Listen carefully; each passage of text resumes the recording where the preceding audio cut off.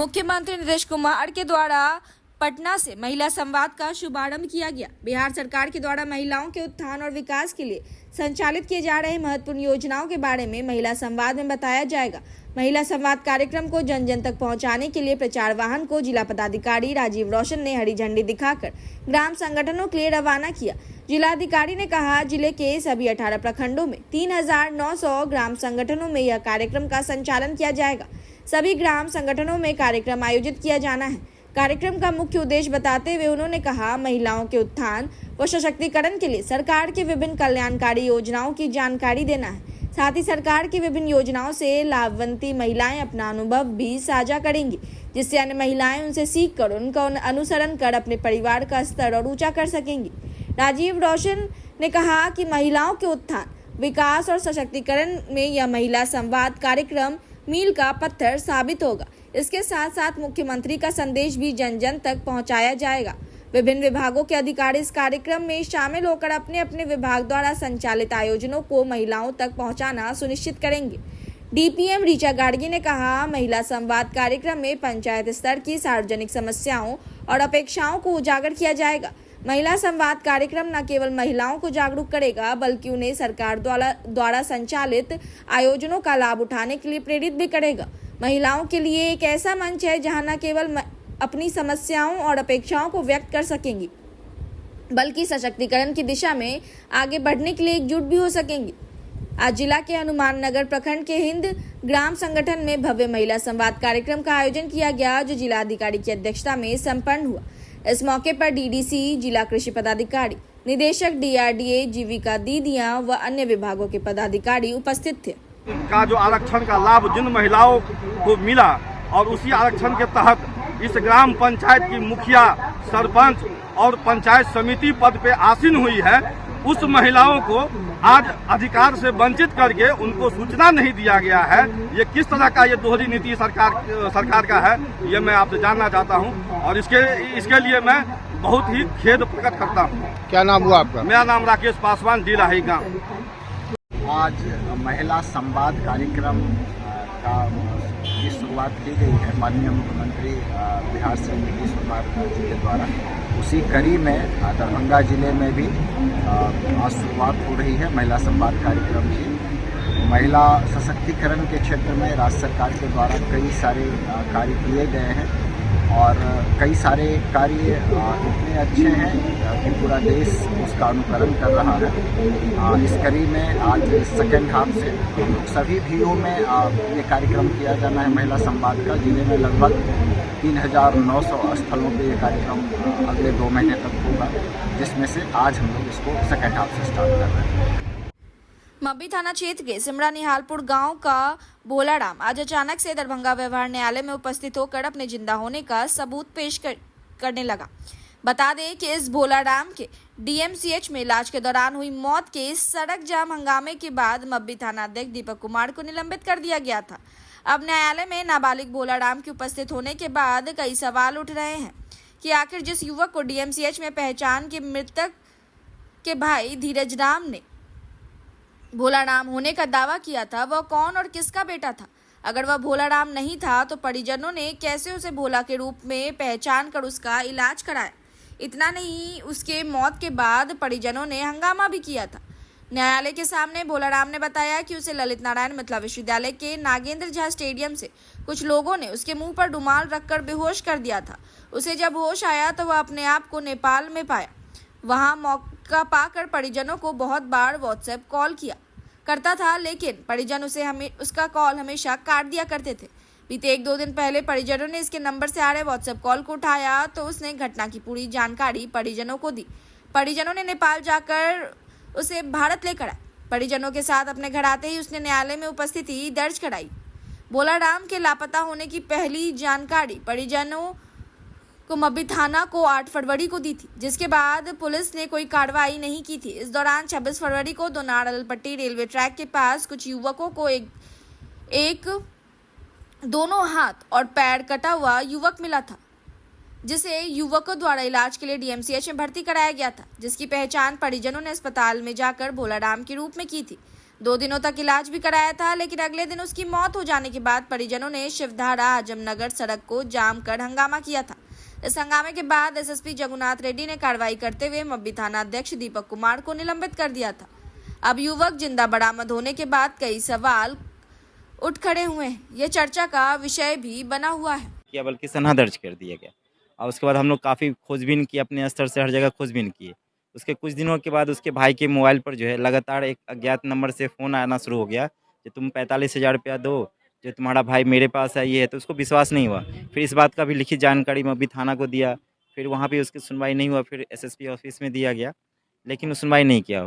फिर इसका भाई के द्वारा जो है सोचा कि पैसा दे देते हैं तो मेरा भाई को रिटर्न कर देगा। तो ये 5,000 रुपया पे फ़ोन के माध्यम से उस नंबर पे भेज दिया। भेजने के बाद भी जो है इसका भाई नहीं मिला। कुछ दिनों के बाद फिर इसको पता चला कि यहाँ अललपट्टी रेलवे ट्रैक के पास एक अज्ञात लाश मिला, जिसको इलाज के लिए डीएमसीएच ले जाया गया। वहाँ पे इन लोगों को बुलाया गया। जब बुलाया गया तो शायद इसका चेहरा उस लाश का फुला हुआ था। तो इन लोगों के लिए दावा किया गया जो नहीं, इसका डीएनए टेस्ट कराया जाए, जो इसको शक है जो इसका भाई नहीं है। उसके बावजूद भी जो है वहाँ पर इन लोग को ज़बरदस्ती, इन लोग का कहना जो नहीं, ज़बरदस्ती हम लोग को लाश दे दिया गया। फिर हम लोग उसका दाह संस्कार कर दिए। दाह संस्कार वगैरह हो गया, सारा चीज़ हो जाने के बाद इसको पुनः जो है एक अज्ञात नंबर से नेपाल से व्हाट्सअप कॉलिंग आना शुरू हुआ। तो व्हाट्सअप कॉलिंग आना शुरू हुआ तो इन लोगों को लगा जो नहीं कोई फेक कॉल है, तो इन लोग अवॉइड किया। फिर उसके बाद उस व्हाट्सअप कॉलिंग के बाद वीडियो कॉलिंग जब आया तो ये उठाया। तो उठाने के बाद ये देखा तो भाई इसका भाई है। तो फिर वीडियो कॉलिंग से बातचीत होने के बाद जो है फिर ये लोग जो जिस नेपाल में जो जगह बताया गया वहाँ पे ये लोग 4-5 आदमी वहाँ पर गए। जाने के बाद वहाँ से पूछताछ किए। पूछताछ करने के बाद जो है उनको लगा ये जो उनका भाई है। फिर ये आज कोर्ट में आए। कोर्ट में हमको सारी बात बताया जो सर ऐसा बात है। तो हमने देखा, उनका आईडी प्रूफ देखा, आधार कार्ड और डॉक्यूमेंट वगैरह देखा, तो लगा जो नहीं ये लड़का वही है। तो फिर हमने न्यायालय को आवेदन दिया कि सर इसका बयान कराया जाए। अभी लड़का के न्यायालय में स्टेटमेंट के लिए लड़का है। बिहार राज्य पुल निर्माण निगम के द्वारा लापरवाही और बीके रोड लहरियासराय के पीड़ित दुकानदारों को भया दोहन करने के विरोध में सुबह 7 बजे से दरभंगा नगर निगम व्यवसायी महासंघ ट्रस्ट के अध्यक्ष अशोक नायक के नेतृत्व में सभी दुकानदार अपनी अपनी दुकानों को बंद करके शांतिपूर्ण धरना पर बैठ गए। बीके रोड की सभी दुकान बंद रही। अध्यक्ष अशोक नायक ने कहा कि पुल निर्माण निगम के वरीय परियोजना पदाधिकारी उच्च न्यायालय CWJC नंबर 13134/2024 के आदेश का पालन नहीं कर रहे हैं।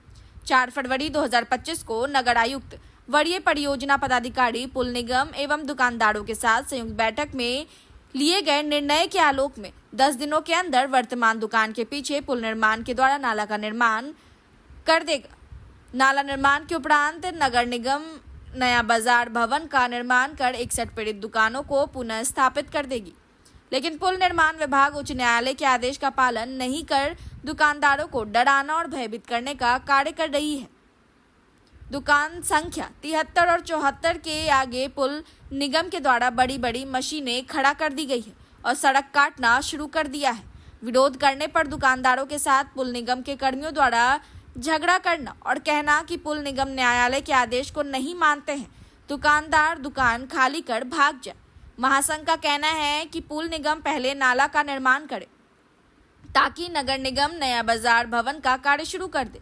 न्यायालय का आदेश था कि 6 महीने में नया बाजार भवन बन जाए, जिसकी अंतिम समय 23 मार्च 2025 थी। धरना स्थल पर पुल निगम के एसडीओ उत्तम कुमार और लहरियासराय थाना प्रभारी दीपक कुमार पहुंचकर महासंघ से बात कर आश्वासन दिया कि 25 अप्रैल 2025 तक नाले का निर्माण कार्य शुरू हो जाएगा। दुकानों के आगे पुल निगम किसी भी तरह का कार्य नहीं करेगी। प्रभारी दीपक कुमार ने पुल निगम को कहा कि आज लिए गए निर्णय का पालन नहीं करने पर पुल निगम पर कानूनी कार्रवाई की जाएगी। धरना को नीलांबर झा, नरसिंह यादव, मृत्युंजय झा, दीपक जायसवाल, प्रभाकर सिंह, शंभुनाथ ठाकुर, सुनील मंडल, बिकाऊ चौधरी आदि ने संबोधित किया। आज बीके रोड के जितने भी दुकानदार हैं वे सारे लोग यहाँ धरना पर बैठे हैं। उनका मांग है कि हम लोगों का जो दुकान का निर्माण होगा वह हाई कोर्ट में पुल निगम नगर आयुक्त एफिडेविट किए हुए था कि 6 माह में दुकान बना करके आप लोगों को दे देंगे, लेकिन वह 23 मार्च को वह समापन हो गया उसका तारीख। बार बार उसको कहा जा रहा है कि आप पीछे नाला का निर्माण कीजिए, उसके बाद आप आगे का काम कीजिए। हम लोग पुल निर्माण के विरोध में नहीं है, परंतु आजकल करके हम लोगों को पुल निर्माण निगम ठग रहा है। वह अपने कार्य को आगे बढ़ा रहा है, लेकिन जो नाला का निर्माण होना है वह नाला का निर्माण नहीं होना है, कर रहा है। नाला का निर्माण होगा, नगर निगम उस पर मार्केट बनावेगी, हम लोग उस दुकान में जाएंगे। ये आगे का जो अभी वर्तमान दुकान है वह दुकान टूटेगी। लेकिन आप देख लीजिए कि दुकान 74 और 73 के सामने ट्रक लगा दिया है। दुकान को ये डिस्टर्ब कर रहा है, दुकानदार को पुल निगम भयभीत कर रहा है। हम लोग यातायात को बाधित नहीं करते। हम लोग अपनी मांग को लेकर के शांतिपूर्ण धरना प्रदर्शन कर रहे हैं। हम लोग विकास के कार्य में कहीं बाधित नहीं कर रहे हैं। हम लोग का वैकल्पिक व्यवस्था करते, विकास कम करें, कोई दिक्कत नहीं। बाढ़ और सुखाड़ से संबंधित बातों को लेकर वीडियो कॉन्फ्रेंसिंग का आयोजन किया गया। सीमा त्रिपाठी की अध्यक्षता में यह बैठक आयोजित की गई। बाढ़ और सुखाड़ के संदर्भ में तमाम तैयारियों को लेकर वीडियो कॉन्फ्रेंसिंग के माध्यम से यह बैठक रखा गया, जिसमें बाढ़ और सुखाड़ की समीक्षा की गई। आयोजित वीडियो कॉन्फ्रेंसिंग में दरभंगा के जिलाधिकारी ने दरभंगा के वर्तमान स्थिति से अवगत कराया। इसके संबंध में हमने दरभंगा के जिलाधिकारी राजीव रोशन से बात की तो उन्होंने कहा कि दरभंगा जिले में बाढ़ और सुखाड़ की स्थिति की तैयारी की समीक्षा की गई, जिसमें जिले की स्थिति से अवगत कराया गया। वहीं पत्रकारों ने दरभंगा के जिलाधिकारी राजीव रोशन से प्रश्न किया कि 24 अप्रैल को भारत के प्रधानमंत्री नरेंद्र मोदी और बिहार के मुख्यमंत्री नीतीश कुमार दरभंगा समस्तीपुर बॉर्डर के पास आ रहे हैं, इसको लेकर क्या कुछ तैयारी है। इस प्रश्न का उत्तर देते हुए जिलाधिकारी ने कहा कि मुख्य रूप से यह कार्यक्रम मधुबनी जिले में है। दरभंगा जिले की सीमा मधुबनी जिले से लगती है, तो हम लोगों ने ट्रैफिक प्लान बनाया है। दूसरे जिलों की वहाँ हमारे जो गाड़ी हमारे जिले से गुजरेगी उसके लिए भी हम लोग तैयारी रखेंगे। जिले की जो तैयारी है उससे हम लोगों ने अवगत कराया है और जो मैडम से हम लोगों को दिशा निर्देश प्राप्त हुए हैं उसके अवगत। सर, माननीय प्रधानमंत्री और माननीय मुख्यमंत्री जी की आगमन 24 अप्रैल को हो रहा है, उसकी क्या तैयारी हो रही है, क्या सब व्यवस्था की? मुख्य रूप से यह कार्यक्रम मधुबनी जिले में है। दरभंगा जिले की सीमा मधुबनी जिले से लगती है, तो हम लोगों ने ट्रैफिक प्लान बनाया है। अन्य जिलों के वाहन भी जो हमारे ज़िले से होकर गुजरेंगे उसके लिए हम लोगों ने तैयारी की है और अधिक से अधिक संख्या में प्रतिभागी जो पंचायती राज के प्रतिनिधि हैं एवं अन्य संगठनों से हैं, तो सब लोग उसमें भाग लेने के लिए जाएंगे। तो हम लोग अपने स्तर से ये देख रहे हैं कि ये कार्यक्रम बेहतर तरीके से संपन्न हो और कहीं भी कोई हम लोगों ने आकस्मिकता का भी प्लान बना के रखा है तो कोई कठिनाई नहीं। Thank you sir.